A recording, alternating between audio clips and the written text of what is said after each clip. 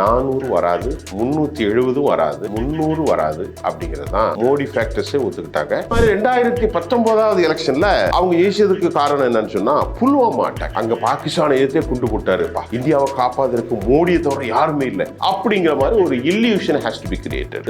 இன்னைக்கு மோடிக்கு மைனஸ் என்னன்னா எந்த வித அலையும் இல்லாத ஒரு மௌன அலை இருக்கிறது. அந்த மௌன அலையில அவருக்கு எதிரான பிம்பம் நிறைய இருக்கு. பிஜேபினா அதுக்கு ஒரு ஐகானா இப்ப மோடி அவர்கள் இருக்காங்க. ஆனா இந்தியா கூட்டணியில இவருக்கு ஈக்குவலா எந்த ஒரு தலைவர்களும் இல்ல அப்படிங்கிற மாதிரியான ஒரு கருத்து இருக்கு. நீங்க மோடி வரணும்னு நினைக்கிறீங்க, அல்லது நான் மோடி வரணும்னு நினைக்கிறேன், நீங்க அப்படி யாரும் வேணா இருப்பாங்க. அப்படி இருக்கும்போது அவங்க தனக்கு ஏற்பட்ட பாதிப்பை வச்சுதான் ஓட்டு போடுவாங்களே தவிர பிரைம் மினிஸ்டர் கேண்டிடேட்லாம் பார்க்க மாட்டாங்க. தேஜஸ்வி யாதவ் பீகார்ல பிரமாதமா பேசுறாப்ல, அதே மாதிரி அகிலேஷ் யாதவ், ராகுல் காந்தி, பிரியங்கா காந்தி, அந்த பக்கம் மம்தா, அதே மாதிரி அரவிந்த் கெஜ்ரிவால், அதே மாதிரி தமிழ்நாட்டில் இருக்காங்க. இங்க வந்து ஜெகன்மோகன் ரெட்டி, சித்தராமையா, டி.கே. சிவகுமார், நவீன் பட்நாயக் எல்லாருமே மோடிக்கு எதிராக தங்கள் பிரச்சாரத்தை வைக்கின்ற போது இவர்களுக்கு வலுவான பிரச்சாரம் செய்வதற்கு யாருமே இல்லை மோடியை தவிர. அவங்களோட பிரச்சாரம் வந்து மதம் சார்ந்து இருக்கு அப்படின்ற ஒரு குற்றச்சாட்டு இருக்கு. ஆனா பெரும்பான்மையான மக்களுக்கு நல்லது செய்யணும் அப்படிங்கிற நோக்கத்துல தான் வந்து நாங்க பிரச்சாரம் செய்யறோம் அப்படின்னு மோடி அவர்கள் சொல்றாங்க. நான் என்ன கேட்கிறேன்,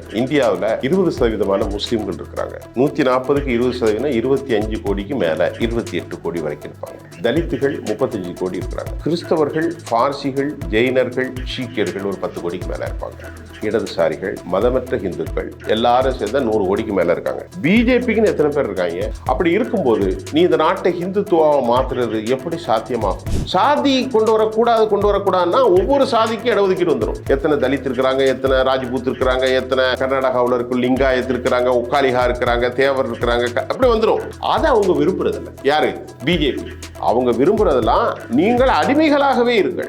மக்களை இன்ஸ்டிகேட் பண்றாங்க, ப்ரோவோக் பண்றாங்க, துருவ முனைப்புன்னு சொல்ற மாதிரி போலரைசேஷன், கன்சாலிடேஷன். ஆனா இது நாட்டுக்கு ஆபத்தானது அப்படிங்கிறத எல்லாரும் உணர்ந்ததால தான் ஹேட்ரட், வெறுப்பு அரசியல் தேவையில்லை என்ற முடிவுக்கு மக்கள் வருவதாக நான் அவதானிக்கின்றேன்.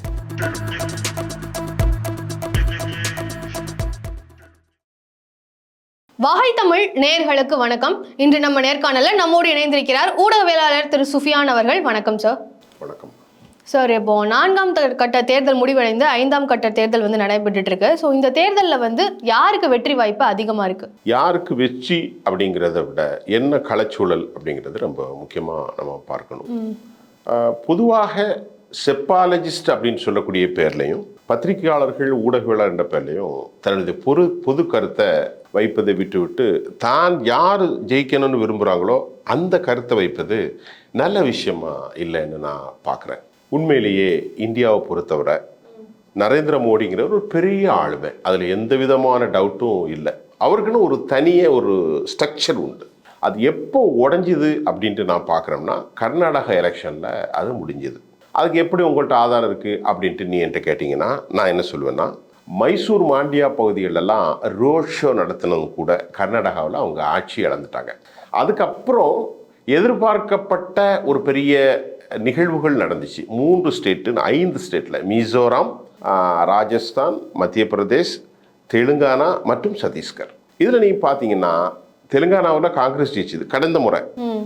சத்தீஸ்கரில் ஜெயிச்சிருவாங்கன்னு காங்கிரஸ் சொன்னதை கடைசியில் அவங்க ஜெயிச்சிட்டாங்க. மத்திய பிரதேசத்தில் ஜெயிச்சாங்க, ராஜஸ்தானில் ஜெயிச்சாங்க. அப்போ எப்படி இப்போ நீங்கள் அவருடைய செல்வாக்கு குறைஞ்சிருக்கும் அப்படின்னு கேட்டிங்கன்னா அப்படி அல்ல. மத்திய பிரதேசத்தில் சிவராஜ் சிங் சவுகானுங்கிற ஒரு தனி மனிதரை வச்சு அவங்க வந்தாங்க. தெலுங்கானாவில் காங்கிரஸ் ஜெயிச்சுது. ஆக இப்படி எல்லா விஷயத்திலையும் பார்க்கும்போது மோடின்ற ஒரு இமேஜ் அப்பமே உடைவிட்டு கொண்டு வந்திருந்தது. ஆனாலும் கூட இந்த எலெக்ஷனுக்கு முன்னாடி இந்தியாவினுடைய பெரு ஊடகங்களான ANI, இந்தியா டுடே போன்றவையில் என்ன சொன்னாங்கன்னா, ஆப்கி பார் மோடி சர்க்கார் 400 பார். He made a statement very clear. எப்பவுமே என்ன சொல்றாரு, சப்கா சாத், சப்கா விகாஸ், சப்கா விஸ்வாஸ். இதுதான் மோடியினுடைய தாரக மந்திரமா இந்த எலெக்ஷன்ல. தமிழில் என்ன சார் தமிழாக்கம்? தமிழாக்கம்னா வளர்ச்சி. சப்கா சாத், சப்கா என்னுடைய இன்க்ளூசிங், வளர்ச்சி, தேசம் முன்னால் கொண்டு போய் இன்க்ளூசிவ்னஸ் எடுத்துக்கோ, எல்லாரையும் இணைத்த வளர்ச்சி. இதுதான் 2014 சொன்னார். ஆனால் உண்மையிலேயே இவர் என்ன சொல்லிட்டு இருந்தாருன்னா எல்லாரும் நம்பிட்டாங்க. ஆமாப்பா, இந்தியா கூட்டணி ஒரு பெருசாக ஒன்றும் இல்லை, அவங்களுக்குள்ள ஒரு பாண்ட் இல்லை, அதனால மோடி தான் அப்படின்ட்டு ஒரு புது கருத்து ஜனவரி மாதம் உருவாக்கப்பட்டு விட்டு. எப்போ ஒரு fake narrative has been made. எப்போன்னா 2024 ஜனவரியில் அப்போ வந்து இந்த மாதிரி ஒரு செட்டப் இல்லை. ஏன்னா மம்தா பானர்ஜி வெளியே போகிறேன்ட்டு அவங்க போயிட்டாங்க. கொஞ்ச நாள் கழிச்சு அதுக்கப்புறம் ஜனவரி பிப்ரவரியில் இவர் நம்ம நிதிஷ்குமார்லாம் போன போகிறோம் ஊரில். அதுக்கப்புறம் வந்து சேஞ்சஸ் வந்துச்சு. இந்தியா டுடே சொன்ன மாதிரி 400. அதுக்கப்புறம் மார்ச் ஏப்ரல்லாம் பெரிய அளவில் போன மாதம் சேஞ்ச் வந்து இன்றைக்கி வந்து கடுமையான போட்டி இருக்கிறத தான் நான் பார்க்க போகிறேன். இந்த போட்டியில் அவங்களே ஒத்துக்கிட்டாங்க, மோடி ஃபேக்டர்ஸே ஒத்துக்கிட்டாங்க. 400 வராது, 370 வராது, 300 வராது அப்படிங்கிறது தான் உண்மை. இப்பொழுது சம வாய்ப்புகள் தான் அவர்களுக்கு கடுமையான போட்டி இருக்குது. எப்போதும் பிஜேபியை பொறுத்தவரை வெற்றி பெற்று 2014 அவங்க ஜெயிச்சதுக்கு முக்கியமான காரணம் காங்கிரஸினுடைய ஊழல். அதாவது ஆதர்ஷ் ஊழல், 2G ஸ்பெக்ட்ரம் ஊழல், கல்மாடி அவர் செஞ்சிட்டு இருக்கக்கூடிய காமன்வெல்த் ஊழல், ஹோல்ஸ் மைண்ட் ஊழல், இப்படி பல்வேறு ஊழல்களை அவங்க சுட்டி காட்டினாங்க. இதையெல்லாம் பெரிய ஒரு தாக்கத்தை ஏற்படுத்தி இவர் அடுத்த ஒரு ஃபேக்ட் நரேட்டிவை செட் பண்ணார். மோடி அப்புறம் பிரசாந்த் கிஷோர்லாம் அங்கே கூட இருந்தாங்க. குஜராத் மாடல்ண்டு. இப்போ எந்த மாடலும் இப்போ இல்லை. அதே மாதிரி 2019 எலெக்ஷனில் அவங்க ஜெயிச்சதுக்கு காரணம் என்னன்னு சொன்னால் புல்வாமா அட்டாக், பாகிஸ்தானை எதிர்த்து ஏர் ஸ்ட்ரைக் பண்ணது. அங்கே பாகிஸ்தானை எதிர்த்தே குண்டு போட்டாருப்பா, இந்தியாவை காப்பாதற்கு மோடியை தவிர யாருமே இல்லை அப்படிங்கிற மாதிரி ஒரு illusion has to be created. But that was reach the people got it. அவங்க இதை நல்ல ஒரு அருமையான தலைவர் அப்படின்னா எல்லா செக்டர். ஏன்னா இன்னைக்கு மோடிக்கு மைனஸ் என்னன்னா எந்த வித அலையும் இல்லாத ஒரு மௌன அலை இருக்கிறது. அந்த மௌன அலையில் அவருக்கு எதிரான பிம்பம் நிறைய இருக்கு. விலைவாசி ஏற்றம், மக்களை தினமும் பாதிக்கக்கூடிய விலைவாசி ஏற்றம், பெட்ரோல் டீசல் விலை உயர்வு, விவசாயிகளுடைய சோசியோ எக்கனாமிக் கிரைசிஸ், அது மட்டும் இல்லாமல் இன்ஃப்ளேஷன், அந்த விலைவாசி ஏற்றத்திற்கு அது மிக முக்கியமான காரணம். இப்படி ஒரு பல்வேறு காரணங்கள், மிக முக்கியமாக வேலை இழப்பு. பல பேருக்கு நார்த் இந்தியாவில் வேலையே இல்லை. இப்போ இந்த மாதிரி பல்வேறு தாக்கங்கள், பல்வேறு தாக்குதல்னால மோடியுடைய ஃபேக்டரி அப்படியே கீழே டிக்ளைன் ஆயிருக்கு. நிச்சயமாக இந்த முறை அவர்களுக்கு மெஜாரிட்டி கிடைக்காது, அதில் எந்த சந்தேகமும் இல்லைங்கிறத நான் ஒரு பத்திரிக்கையாளனா முதல்ல பதிவு செய்கிறேன். சார், இப்போ நீங்கள் சொன்ன மாதிரி பிஜேபியோட தலைவராக இருக்கக்கூடிய மோடி அவர்கள் வந்து ஒரு ஐக்கானாக இருக்கார். பிஜேபினா அதுக்கு ஒரு ஐக்கானா இப்போ மோடி அவர்கள் இருக்காங்க. ஆனால் இந்தியா கூட்டணியில் இவருக்கு ஈக்குவலாக எந்த ஒரு தலைவர்களும் இல்லை அப்படிங்கிற மாதிரியான ஒரு கருத்து இருக்குது. ஸோ இந்த கருத்தை நீங்கள் எப்படி பார்க்குறீங்க? பொதுவாக எல்லாரும் வைக்கக்கூடிய கருத்து இதுதான். மோடிக்கு ஆப்போசிட்டாக நீங்கள் யார் ஓட்டு போட போகிறீங்க, மோடி பிரைம் மினிஸ்டர் கேண்டிடேட்டாக ஃபோக்கஸ் பண்ணப்படுறார் அப்படின்னு பொதுவாக ஹியூமன் டெண்டன்சி, மனிதர்களுக்கு ஏற்படக்கூடிய ஒரு தாக்கம். இப்போ நான் ஓட்டு போட போது மோடி வரக்கூடாதுன்னு நான் நினைக்கிறேன். I believe that. ஒரு உதாரணத்துக்கு நீங்கள் மோடி வரணும்னு நினைக்கிறீங்க, அல்லது நான் மோடி வரணும்னு நினைக்கிறேன், நீங்கள் அப்படி யாரும் வேணா இருப்பாங்க. அப்படி இருக்கும்போது அவங்க தனக்கு ஏற்பட்ட பாதிப்பை வச்சு தான் ஓட்டு போடுவாங்களே தவிர பிரைம் மினிஸ்டர் கேண்டிடேட்லாம் பார்க்க மாட்டாங்க. அதுக்கு 2 உதாரணத்தை நான் சொல்கிறேன். 1977ஆம் ஆண்டு எமர்ஜென்சி 76க்கு முன்னாடி வந்து 75-76 இந்தியா கடும் சோதனைக்கு உள்ளாக்கப்பட்டது. அதாவது நீங்கள் சொன்னீங்கன்னா அந்த காலத்தில் பெரும் தலைவர்கள் மொராஜி தேசாய், ராஜ்நாராயணன், பாபு ஜெகஜீவன் ராம், சரண் சிங், அது மட்டும் இல்லாமல் ஜெயபிரகாஷ் நாராயணன், இப்படி மாபெரும் தலைவர்களெல்லாம் இருந்தாங்க. அப்போ இந்தியா அப்படிங்கிற மாதிரி வந்து அடாவடி, பத்திரிக்கை நடத்த முடியாது, வியாபாரம் பண்ண முடியாது, அப்படி இதை விட மோசமாக இருந்தது. அப்போ வந்து யாருமே யார் பிரைம் மினிஸ்டர்னு சொல்லலை, எல்லாருமே ஓட்டு போட்டாங்க இந்திராவுக்கு எதிராக. அன்னைக்கு ஒரு உரைகளில் பல கத்தி இருந்துச்சு. அந்த ஆட்சி 2 வருஷத்தில் போயிட்டாலும் அன்னைக்கு யார் வந்தா? மொராஜி தேசாய் தான் as a prime minister of India. அவர் ஜெயிச்சிட்டார். அன்னைக்கு யாரும் அறிவிக்கலை. அதே மாதிரி 2004 சோனியா காந்தி வரக்கூடாது அப்படின்னு சொன்னாங்க. அப்பவும் அவங்க நிற்கும்போது இந்தியா ஒளிர்கிறதுன்னு ஒரு கான்செப்டை கிரியேட் பண்ணாங்க நம்முடைய வாஜ்பாயுடைய தலைமையில். அப்பவும் பிரைம் மினிஸ்டர் கேண்டிடேட் யாரும் பார்க்கல. அன்னைக்கு இருக்கிற மனநிலை, மக்கள் காங்கிரஸை தேர்ந்தெடுத்தாங்க. அதுக்கப்புறம் காங்கிரஸ் கட்சி மன்மோகன் சிங்கை தேர்ந்தெடுத்தாங்க. அப்போ மக்களுக்கு எப்பவுமே தெரிந்து கொள்ளுங்கள், அடிப்படையான சில காரணிகள் அவர்களை பாதிக்கின்ற போது எந்த அரசு இருந்தாலும் அந்த அரசுக்கு எதிராக வாக்களிப்பார்கள். அதே போன்று 10 ஆண்டுகள் ஆட்சியில் இருந்த மோடிக்கு எதிராக மிகப்பெரிய அளவில் ஒரு மன எழுச்சி மக்களிடத்தில் இருக்கிறத நாங்கள் காண முடியுது. இந்த எழுச்சி எங்கே இருக்கிறதா குறிப்பு. தமிழ்நாட்டில் எப்போதும் எழுச்சி உண்டு, தமிழ்நாட்டில் மோடி வர முடியாது. அவர்கள் வெற்றி பெறக்கூடிய மாநிலங்களான உத்தரப்பிரதேசம், பீகார், உத்தராஞ்சல், இமாச்சல், சத்தீஸ்கர், ஜார்க்கண்ட், ஹரியானா, ராஜஸ்தான், அப்புறம் வந்து மகாராஷ்டிரா, டெல்லி, இந்த இவ்வளோ தான் நான் சொல்கிறது, இவ்வளோ தான். இதை விட்டு நார்த் ஈஸ்ட் எடுத்துக்கிட்டிங்கன்னா 7 சிஸ்டர் ஸ்டேட் சொல்லக்கூடிய மிசோரம், மேகாலயா, அருணாச்சல பிரதேஷ், மணிப்பூர், இங்கெல்லாம் வந்து உங்களுக்கு தெரியும் இந்த கலவரத்தில் அங்கே ஒரு 14 தொகுதி 13 தொகுதி மொத்தம் 27 தொகுதி இருக்குது, ஆசாம்லையும் சேர்ந்து. குறிப்பாக தென்னிந்திய மாநிலங்களில் கால் பதிச்ச கர்நாடகாவிலும் அவருக்கு எதிரான சூழல்கள் இருக்குது. ஆக இந்தியா முழுவதும் எதிரான சூழல் இருக்கும்போதும் இவர்களுக்கு வலுவான பிரச்சாரம் செய்வதற்கு யாருமே இல்லை மோடியை தவிர. ஆனால் அங்கே அவ்வளவு பேர் இருக்காங்க. தேஜஸ்வி யாதவ் பீகாரில் பிரமாதமாக பேசுகிறாப்புல. அதே மாதிரி அகிலேஷ் யாதவ், ராகுல் காந்தி, பிரியங்கா காந்தி, அந்த பக்கம் மம்தா, அவங்க சேர்றாங்களோ இல்லையோ மோடிக்கு எதிராக இருக்காங்க. அதே மாதிரி அரவிந்த் கெஜ்ரிவால், அதே மாதிரி தமிழ்நாட்டில் இருக்காங்க. இங்கே வந்து ஜெகன்மோகன் ரெட்டி, சித்தராமையா, டிகே சிவகுமார், நவீன் பட்நாயக், எல்லாருமே மோடிக்கு எதிராக தங்கள் பிரச்சாரத்தை வைக்கின்ற போது அங்கே நீ யாராவது சொல்ல முடியுமா? மோடி மட்டும்தான். அமித்ஷா பேச்சு பெருசாக இருக்காது, ராஜ்நாத் சிங் இருக்கார், அங்கே இருக்கக்கூடிய பெரும்பான்மையான தலைவர்கள் இப்போ யாரும் இல்லை. இந்த விஷயத்தில் நிச்சயமாக இந்த முறை மோடிக்கு எதிராக யார் யாரெல்லாம் இருக்கிறாங்களோ அவங்கள வெட்டி போடுவாங்க. ஜிஎஸ்டி வந்து பிஜேபி கவர்மெண்ட் தான் இன்ட்ரடியூஸ் பண்ணாங்க. ஸோ அது இன்ட்ரடியூஸ் பண்ணதுனால பாதிப்பு இருக்குது அப்படின்ற மாதிரி சொல்கிறீங்க. ஆனால் ஏற்கனவே காங்கிரஸ் வந்து அதை ட்ரை பண்ணியிருக்காங்க. மன்மோகன் சிங்கோட ஆட்சியில் இருக்கிறப்போ அந்த அமெண்ட்மெண்ட் வந்து மன்மோகன் சிங் அவர்களுமே காங்கிரஸ் ஆட்சியில் ட்ரை பண்ணி அவங்க கூட்டணி கட்சியில் ஒத்துக்காததுனால தான் அது பிஜேபி கவர்மெண்ட் வந்து அமல்படுத்தினாங்க. ஸோ காங்கிரஸுமே இதை ட்ரை பண்ணியிருக்க பட்சத்தில் இப்போ பிஜேபி கொண்டு வந்ததுக்கு அப்புறமா பிஜேபியை மட்டும் விமர்சிக்கிறதுக்கு காரணம் என்ன? நல்ல ஒரு கேள்வி, அற்புதமான கேள்வி. 2006 ஜிஎஸ்டி வந்து கொண்டு வந்தது இதே சிதம்பரம் தலைமையில் ஒரு இனோவேட்டிவ் ப்ராசஸாக கொண்டு வந்தாங்க. அதே மாதிரி இந்த சிஏ சட்டங்களும் கூட அவங்க தான் கொண்டு வந்தாங்க. எல்லா சட்டங்களும் இப்போ உதாரணத்துக்கு என்னென்னலாம் புதுசாக வருதோ பிஜேபிக்குன்னு எந்த ஃபார்மேட்டும் கிடையாது. எல்லாமே எதை காங்கிரஸ் ஜெயித்தாங்களோ அதை தான் அவங்க சொல்லுவாங்க. இப்போ ஜிஎஸ்டிங் என்பது இந்த வரியை ஒற்றை all this taxes under the roof அப்படின்னு சொல்லும் மாதிரி எல்லா வரிகளும் ஒரே குடையின் கீழ் இருக்கணும் அப்படிங்கிறது தான் காங்கிரஸினுடைய நோக்கம். இங்கே தமிழ்நாட்டில் வாட்டு அது இதெல்லாம் பல மாதிரி வந்தாங்க. அதை கோடிஃபை பண்ணிவிட்டு இப்போ இந்த மாதம் மட்டும் 2 லட்சம் கோடி கிட்ட வந்துருச்சு. 1 லட்சம் கோடி, 1.25 லட்சம் கோடி, 1,40,000 ஒட்டுமொத்தமாக மாத வருமானம்.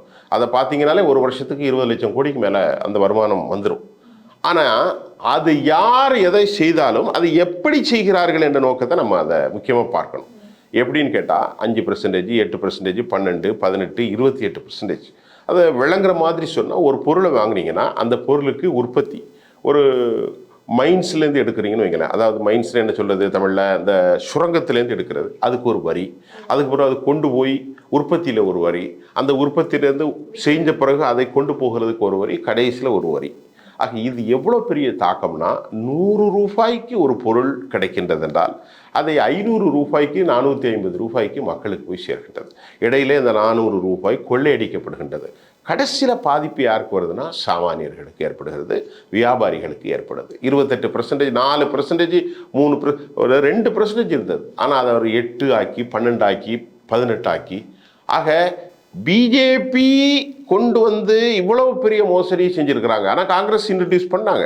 ஆனால் எப்படி பண்ணாங்கிறத வேணாம். காங்கிரஸ் மொத்த வரையே 8% தான் அல்லது 12க்குள்ள ஆக்கிக்கலாம். இவங்க அப்படி இல்லை. ஜிஎஸ்டின்னு ஃபார்மேட்டில் வரம்பு இல்லாமல் மக்கள்கிட்ட கொண்டு வந்தாங்க. ஒன்று, அதனால சாதாரண மக்கள் வாங்குறவங்கள்ட்ட கடுமையான பாதிப்பு. சரியா? ஜிஎஸ்டி மட்டும் இல்லை, பெட்ரோல் டீசல் விலை இது வந்து 102 ரூபா. இன்னைக்கு உக்ரைன் வார் நடக்கனால நமக்கு வெறும் 30 ரூபாய்க்கு தான் கிடைக்கிது. ஆனால் அன்னைக்கு காங்கிரஸ் இருக்கும்போது 141 ரூபா ஒரு பேரல், ஓபேக்னு சொல்லக்கூடியது ஏஷியன் கண்ட்ரீஸில். ஆனால் அன்னைக்கு $141 வாங்கி நம்ம நாட்டில் 74 ரூபாய்க்கு மேலே கிடையாது. ஆனால் இன்றைக்கி மோடி அரசு 30 ரூபாய்க்கு கீழே உக்ரைன்லேருந்து வாங்குறாங்க, 27 ரூபாய்க்குலாம் வாங்குறாங்க, 60 ரூபாய்க்கு வாங்குறாங்க. ஆனால் நம்ம விற்கிற 100 ரூபாய்க்கு மேலே பெட்ரோல் வாங்குறோம். அப்போ இது வாங்குறதுனால பெட்ரோல் டீசலோடு நிற்காது. சாதாரண வெண்டைக்காய் கிலோ 10 ரூபா கூடிரும். அங்கேருந்து வரும்போது டீசலில் தானே வருது. டீசல் 30 ரூபாய்க்கு வாங்கினா அவன் வெண்டைக்காயை 10 ரூபாய்க்கு கொடுப்பான். டீசல் அவன் வந்து 95 ரூபாய்க்கு வாங்கும்போது வெண்டைக்காய் 40 ரூபாயிரும். எண்ணெய் பொருட்கள், விதை பொருட்கள், பருப்பு வகைகள், பெட்ரோல் சம்மந்தப்பட்ட ஆட்டோமொபைல் வகைகள், மருந்து பொருட்கள், உடைகள், தானியம் எல்லாமே ஏறி மக்கள் கடும் பாதிப்பாயிட்டாங்க. அப்போ வருமானம் இல்லை, வேலை இல்லை, விலைவாசி உயர்ந்துட்டு எப்படி ஓட்டு போடுவான்? சாதாரணமான கேள்வி. பீகாரில் இருக்கிற தொழிலாளி, ஆசாமில் இருக்கிற தொழிலாளி, வெஸ்ட் பெங்கால் எல்லாமே இங்கே தான் இருக்காங்க. யூபியில் இருக்கிறவன், ராஜஸ்தானில் இருக்கிறவன், மத்திய பிரதேசத்தில் நிறைய பேர் இங்கே வராங்க. Displace from the various part out of Tamil Nadu எல்லாரும் இங்கே வர்றாங்க. ஏன் வரான்? அவனுக்கு அங்கே வேலை இல்லை. அவனுக்கு ஒரு நாளைக்கு நல்ல வேலை கிடைச்சா 200 300 மேலே சம்பளம் இல்லை. அதுவும் வாரத்துக்கு 3 நாள் 4 நாள் தான் வேலை இருக்குது. அப்போ வாரத்துக்கு 1000 வச்சுட்டு ஒரு 5 குழந்தையோட எப்படி சாப்பிடுவான்? அப்போ அங்கே வந்து தலித்துகள், பிற்படுத்தப்பட்டோர், ஒடுக்கப்பட்டோர் எல்லாரும் வேலையிலேருந்து பாதிக்கிறாங்க. அப்படி பாதிப்பு ஏற்படுகின்ற போது இல்லை, நமக்கு வந்து இந்த இது வேணாம் அப்படிங்கிற முடிவுக்கு வருவதாகத்தான் அதிகமான செப்பாலஜிஸ்ட் தனது கருத்தை தெரிவிக்கிறாங்க. இதை வந்து மோடி வந்து எப்படி பண்ண போகிறாருங்கிறனால தான் அவர் இதை மடைமாற்றப்படுவதாகவும் நான் பார்க்குறேன். அடுத்ததாக பார்த்தீங்கன்னா பிஜேபியோட பிரச்சாரத்தை பற்றி கண்டிப்பாக பேசி ஆகணும். அவங்களோட பிரச்சாரம் வந்து மதம் சார்ந்து இருக்கு அப்படின்ற ஒரு குற்றச்சாட்டு இருக்குது. ஆனால் பெரும்பான்மையான மக்களுக்கு நல்லது செய்யணும் அப்படிங்கிற நோக்கத்தில் தான் வந்து நாங்கள் பிரச்சாரம் செய்கிறோம் அப்படின்னு மோடி அவர்கள் சொல்கிறாங்க. ஸோ இதில் என்ன தவறு இருக்குது? எதற்காக அதுக்கு ஆப்போசிட்டாக இவ்வளோ கருத்துக்கள் வருது? என்ன தவறு இல்லை, நான் என்ன கேட்குறேன், இந்தியாவில் 20% முஸ்லீம்கள் இருக்கிறாங்க. 140க்கு 20%, 25 கோடிக்கு மேலே 28 கோடி வரைக்கும் இருப்பாங்க. தலித்துகள் 35 கோடி இருக்கிறாங்க. 35 ஒரு 20ன்னு பார்த்தாலே 55 கோடி. கிறிஸ்தவர்கள், பார்சிகள், ஜெயினர்கள், சீக்கியர்கள் ஒரு 10 கோடிக்கு மேலே இருப்பாங்க. அப்போ 55, 65, 70 கோடி ஆச்சு. அது போக இடதுசாரிகள், மதமற்ற இந்துக்கள் எல்லாரும் சேர்ந்தா 100 கோடிக்கு மேலே இருக்காங்க. பிஜேபிக்குன்னு எத்தனை பேர் இருக்காங்க? ரொம்ப கம்மி. இதே மாதிரி ஹார்ட்கோர் இந்துத்துவா பேசுகிறவங்க இந்த நாட்டில் எவ்வளோ இருக்காங்க? ஒன்றுமே இல்லை. அப்படி இருக்கும்போது நீ இந்த நாட்டை ஹிந்துத்துவாவை மாற்றுறது எப்படி சாத்தியமாகும்? அப்போ எப்படி வந்து ஒரு இஸ்லாமியர்கள் யார், கிறிஸ்தவர்கள் யார், சீக்கியர்கள் யார், ஏன் இந்து எல்லாருமே இந்த மண்ணில் உள்ளவர்கள் தான். அவங்க தங்களுக்கு தேவையாக ஒரு சித்தாந்தத்தை உருவாக்கி கொண்டார்கள். இப்போது தமிழ்நாட்டில் முகமது அலின்னு ஒருத்தர் இருக்கார், கேரளாவில் முகமது பாஷான்னு ஒருத்தர் இருக்கார், ஆந்திராவில் ஏதாவது ஒருத்தர் சதா முகமதுன்னு இருப்பார். அவங்கெல்லாம் வந்து சவுதி அரேபியாவிலேருந்தோ வந்தவங்க அல்ல. அவங்க இங்கு வாழக்கூடிய மக்கள், இந்த மண்ணின் மைந்தர்கள், திராவிடர்கள். ஒரிசாவில் இருக்கிறவங்க, வெஸ்ட் பெங்காலில் இருக்கிறவங்க, தமிழ்நாடு, கேரளா எல்லாமே. அப்போ இந்த மண்ணில் உள்ள மக்கள் இஸ்லாத்தை ஏற்றுக்கொண்டார்கள், கிறிஸ்துவத்தை ஏற்றுக்கொண்டார்கள், ஜெயினத்தை ஏற்றுக்கொண்டார்கள், பார்சியாக இருப்பாங்க, சீக்கிய மதத்தை குருநானக்கை ஏற்றுக்கிட்டாங்க. இந்து மதத்திலையும் இந்து மதம் என்பது ஒரு மதமே அல்ல, பல மதங்கள், பல எண்ணத்தினுடைய கோட்பாடு. திராவிடர்கள் வணங்கக்கூடிய ஒரு கோயில், இப்போ உதாரணத்துக்கு இப்போ நாம் திருநெல்வேலியில் பார்க்குறோம், திருச்செந்தூரில் பார்க்குறோம், அங்கே இருக்கக்கூடிய ஐயனாரையும், சுடலையும், பேச்சம்மனையும், அதாவது எசக்கியையும், வந்து முத்தாரம்மனையும், முருகனையும் வடநாட்டில் இருக்கிறவங்களுக்கு யாருமே தெரியாது. அவன் வணங்கக்கூடிய தெய்வம் வேறு, தமிழ்நாட்டிலுடைய தெய்வம் வேறு. பஞ்சாபில் இருக்கக்கூடிய ஹிந்து, ஷர்மா போன்றவர்கள், அங்கே இருக்கக்கூடிய ராஜபூத் சமூகம் வந்து வேறு வித வணங்குகள். ஒரிசாவில் இருப்பவர்கள் ஜெகநாதரை வணங்குவார்கள். ஆனால் இங்கு இருக்கிறவர்கள் சுடலைக்கு பண்டிகை அறுத்து படைப்பார்கள், ஆட்டை அறுத்து படைப்பார்கள், கோழி அறுத்து படைப்பார்கள். அப்போ இந்து மதம் என்ற கான்செப்டே வேற, அதை முதல்ல புரிந்து கொள்ள வேண்டும். அப்போ இஸ்லாம் என்பது அதே போன்ற ஒரு மதம், சீக்கியம் ஒரு மதம், கிறிஸ்தவ ஒரு மதம், ஹிந்து மதத்தின் பல மதங்களின் தொகுப்பு. அப்படி இருக்கும்போது ப்ரொவோக் பண்ணுறார் மோடி. இந்து மதம் என்று ஒரு மதம் இல்லை. ஒரு சமூகத்தில் அரிஜன் என்று தாழ்த்தி வச்சுக்கிறீர்கள், தாழ்த்தப்பட்ட பிற்படுத்தப்பட்ட மக்கள்னு இருக்கிறீங்க. அவங்க கோயிலில் போய் இன்றைக்கி பூசை போட முடியல. கேட்டால் கற்பகிரகத்துக்கு வந்து நாட் ஃபிட்டுங்கிறீங்க. அப்போ வந்து நீங்கள் என்ன நினைக்கிறீங்க? ஒரு உயர் சாதி ஆதிக்கத்தை கொண்டு வரணும்னு நினைக்கிறீங்க.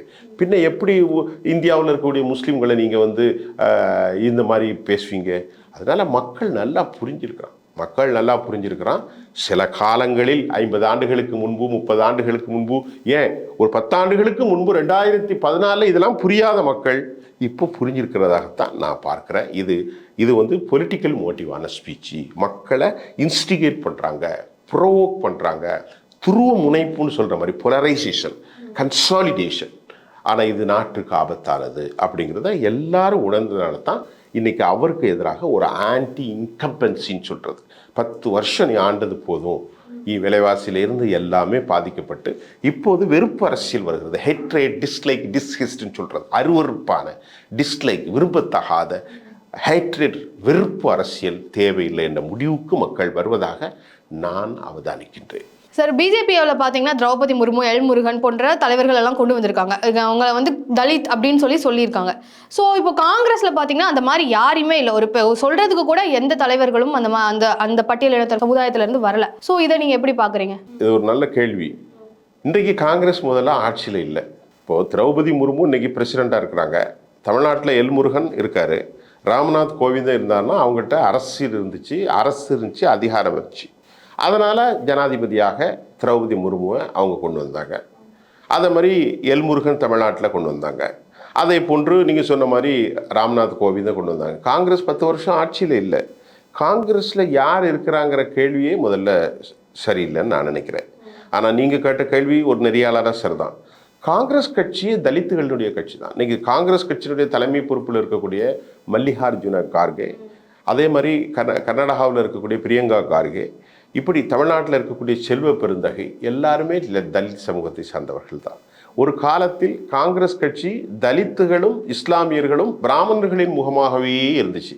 இடையில காங்கிரஸ் நிறைய தப்பு பண்ணிட்டாங்க. அதனால் அவர்கள் கன்சிராமுடைய அந்த ஐடியாலஜியில் அந்த அம்மா பெஹன்ஜி என்று அழைக்கப்படுகிற மாயாவதியின் தலைமையில் அவங்க போயிட்டாங்க. ஆனால் இன்னைக்கு நிலவரம் என்னென்னா, உத்தரப்பிரதேசத்தில் பெரும்பான்மையாக சந்திரசேகருடைய பீம் ஆத்மி கட்சி அவர் ஆரம்பித்தாலும் கூட இளைஞர்கள் காங்கிரஸை தங்களுக்கு மாற்று முகாமாக தேர்ந்தெடுத்திருக்கிறார்கள் என்கின்ற தகவலும் கூட நாம் அங்கிருந்து வரக்கூடியது நிறைய கேதர் பண்ணக்கூடியதாக இருக்குது. அதனால் அது ஏற்கனவே இனி காங்கிரஸ் அதனால தான் இவர் சாதி வாக்கெடுப்பு அப்படிங்கிற ஒரு முறையே கொண்டு வர்றார். அது ஒரு பெரிய drastic effect, impact on society. மக்கள்கிட்ட ஒரு பெரும் தாக்கத்தை காங்கிரஸினுடைய பிரச்சாரமும் ஏற்படுத்தி இருக்கிறது. இவங்க அதெல்லாம் தேவையில்லைன்னு அதுக்கு ஒரு மாற்று கருத்தை வைக்க மாட்டேங்காங்க. சாதி கொண்டு வரக்கூடாதுன்னா ஒவ்வொரு சாதிக்கும் இடஒதுக்கீடு வந்துடும். எத்தனை தலித் இருக்கிறாங்க, எத்தனை ராஜ்பூத் இருக்கிறாங்க, எத்தனை கர்நாடகாவில் இருக்க லிங்காயத் இருக்கிறாங்க, உக்காலிகா இருக்கிறாங்க, தேவர் இருக்கிறாங்க, அப்படி வந்துடும். அதை அவங்க விரும்புறதில்லை. யாரு? பிஜேபி. அவங்க விரும்புறதெல்லாம் நீங்கள் அடிமைகளாகவே இருங்கள், நீங்கள் எப்படி இருக்கிறீங்களோ அப்படி இருங்க, பறையர் சமூகமாக இருங்கள், நீங்கள் அருந்ததி சமூகமாக இருங்கள், நீங்கள் இஸ்லாமியர்களாக இருங்கள், நீங்கள் ராஜபூத்தா இருங்க, ஆனால் ஹிந்துக்களாக நீங்கள் இருக்க வேண்டும். அப்போதான் அவங்களுக்கு வாய்ப்பு. அப்போ முஸ்லீமுக்கு எதிராக ஒரு பொது கருத்தை உருவாக்கும் போது, பாகிஸ்தானுக்கு உருவாகும் போது, அங்கு தலித் என்று அல்லது வன்னியர் என்று, நாடார் என்று, செட்டியார் என்று, ராஜபூத் என்று அல்லது பானர்ஜி என்று, இப்படி யாதவ் என்றெல்லாம் உருவாக்க முடியாது. ஆகவே தான் அவங்களுடைய சூட்சமம் என்னென்றால், சாதி அடிப்படையிலே அவர்கள் அந்த விகிதாச்சார முறைகளை கொண்டு வந்துட்டால் ஒவ்வொருத்தரும் சாதி ஃப்ரைட்டில் வந்துடுவான். அது வந்தால் பிஜேபி கதை காலியாயிரும். ஆகவே தான் அவங்க அச்சப்படுகிறாங்க. பொது கருத்தில் முஸ்லீம் விரோத மனப்பான்மையிலே எல்லாரும் உருவாக்கணும். நாமெல்லாம் ஹிந்துனா ஒரு ஹிந்தை கொண்டு விடு, வேற ஒன்றும் தேவையில்லை. நம்ம வீட்டில் இருக்கக்கூடிய அருந்ததி சமூகத்தை சார்ந்தவர் தான் நம்முடைய எல் முருகன் ஐயா அவர்கள். அவங்கள நீங்கள் கோயிலுக்குள்ளே விட்டுங்க. இப்போ அதுதான் ஹிந்து மக்களே கேட்குறாங்க.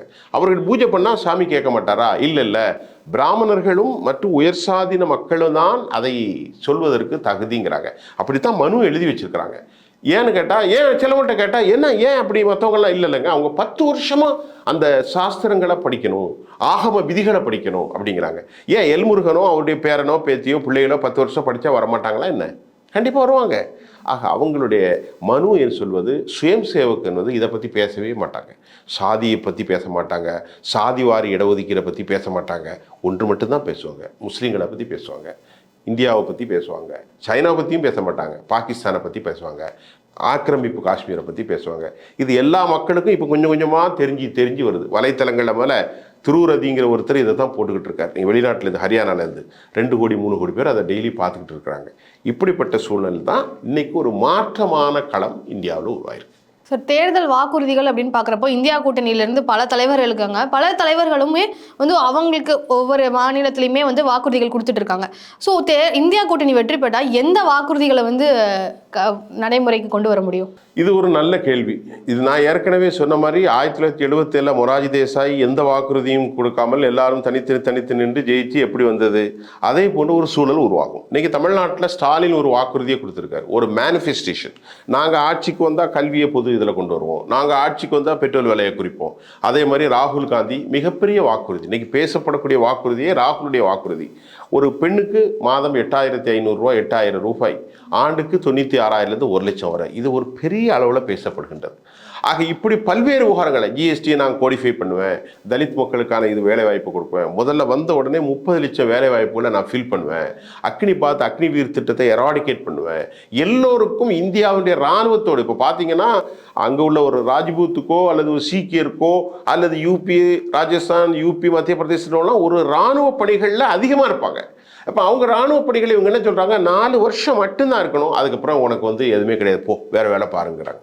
இது வந்து அவங்களுக்கு கடுமையான ஒரு கேவலத்தையும் இழிவையும் ஆரம்பிச்சிட்டு, ஒருவன் 4 வருஷம் மட்டும்தான் இராணுவத்தில் வேலை பார்த்துட்டு மீதி வருஷம் வந்து கடையில் பொட்டில் போட்டால் யாரும் விரும்புவா? இப்போ ராகுல் காந்தி மேனிஃபெஸ்டோ என்ன சொல்லுது, நீங்கள் அக்னிவீர் திட்டத்தை நாங்கள் மீண்டும் கொண்டு வருவோம், அதை ரத்து செஞ்சுட்டு ஏற்கனவே எப்படி இருந்துச்சோ இராணுவ வீரர்கள் 58 வயசோட 60 வயசோட பணி செய்வாங்க, அவர்களுக்கு பென்ஷன் உண்டு, அவர்களுக்கு ஸ்பெஷல் உண்டு. இப்போ இதில் பெரும்பான்மையான வாக்குகள் அவங்களுக்கு கிடைக்க போகுது. தலித்துகளுடைய வாக்குகள் பெரும்பான்மையாக கிடைக்க போகுது. முஸ்லீம்களுடைய வாக்குகள் பெரும்பான்மையாக கிடைக்க போகுது. யாதவருடைய வாக்குகள் தேஜஸ்வி யாதவ் கிடைக்க போகுது. ஓபிசியுடைய வாக்குகள் கிடைக்க போகுது. அவங்களுக்கு எதிராக எந்த விதமான விஷயமும் இல்லைங்கிறதான் இன்னைக்கு நீங்கள் சொன்னீங்க. இதுதான் நான் என்னுடைய பதில். தகவல் பகிர்ந்துக்கிட்டதுக்கு ரொம்ப நன்றி. நன்றி.